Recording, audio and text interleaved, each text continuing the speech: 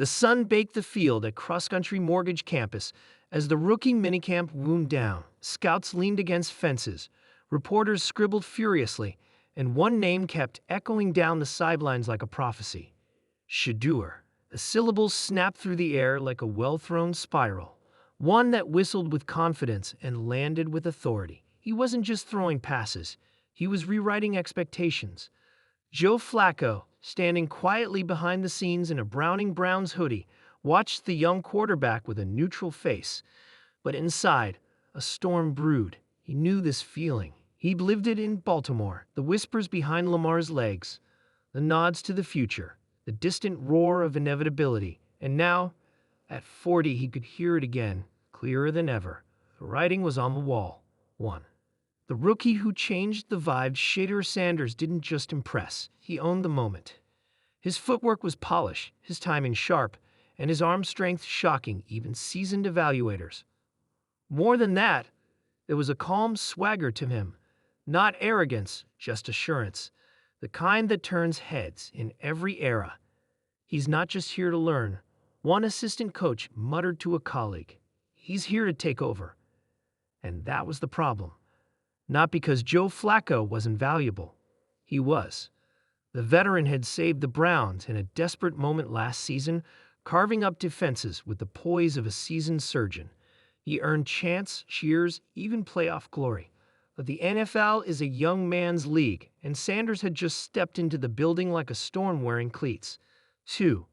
Echoes of a city. Cleveland is a city built on hope and heartbreak. From the drive to the fumble, from LeBron's return to LeBron's goodbye, the fans here understand cycles. They recognize the signs. And as Sanders hit David Bell on a laser across the middle, as he rolled right and zipped one on a rope 30 yards downfield, they felt it again. Change. Hope. Once again. Joe had steadied the ship, but Shedeur, he was building a new one. The crowd watching was small, just staff, media, and a few VIPs. But the murmur spreading through the internet was far larger. Twitter exploded with clips. YouTube was flooded with film breakdowns. TikTok reels paired his throws with futuristic music and captions like QB1 loading, and somewhere in a luxury condo downtown, Deshaun Watson scrolled silently, watching the highlights. 3. Locker room whispers inside the Browns facility. Things remained professional. Flacco mentored, Shedeur listened. Stefanski kept a tight lid on any QB controversy, brushing off questions with classic coach speak. But players aren't blind. Shedeur throws a pretty ball, Amari Cooper said with a grin one day, trying to play it cool. Kids got juice. The receivers started staying a little longer after practice. Just a few extra reps, just to help the rookie. Flacco noticed. He had once been the unbothered face of a franchise, the Super Bowl MVP. He knew the subtle shifts of power in a locker room. You don't always see the coup, you feel it.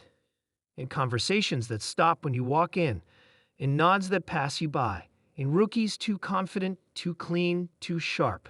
He'd lived it with Lamar. Now he was watching the sequel in a different jersey. 4. A ghost of the future. One night, Flacco stayed late. He sat in the film room, flipping through old games, his old games. His Ravens days, his Jets days, even those few magical weeks with the Browns. The tapes blurred into one narrative, a once great arm, now battling time.